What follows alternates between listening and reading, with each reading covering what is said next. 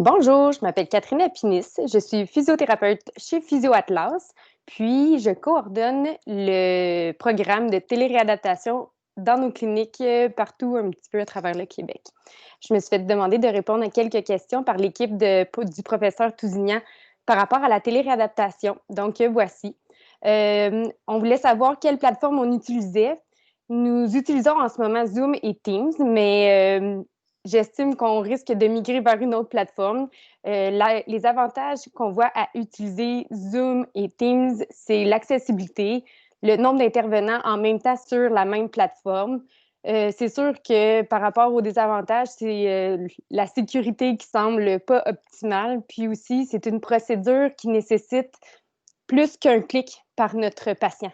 Donc, on perd une certaine clientèle qui est pas très à l'aise avec la technologie. Puis à ce moment-là, c'est juste le fait d'avoir à faire un système qui nécessite plus qu'un clic. On perd plus de ces personnes-là.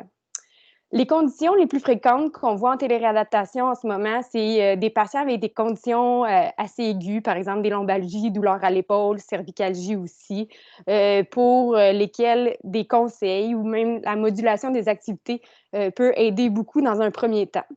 Ce qu'on trouve difficile, c'est pas pouvoir appliquer certaines techniques manuelles avec ces personnes-là, comme on a été enseigné ou on a pris l'habitude de le faire en clinique, ou encore pour même donner du feedback manuel à nos patients. Donc, c'est le petit challenge qu'on a avec cette clientèle. On a aussi des patients plus post-opératoires ou même avec arthrose. Donc, eux, on le sait de prime abord, bénéficient de pouvoir faire des exercices adaptés, puis dans un certain ordre d'évolution. Puis, je dirais ce qui est le plus difficile peut-être avec eux, c'est le fait de ne pas pouvoir gérer rapidement une douleur qui peut apparaître. Donc, par exemple, d'utiliser des modalités antalgiques pour eux qui pourraient être bénéfiques, mais que là, en ce moment, on est un petit peu plus limité par la téléréadaptation.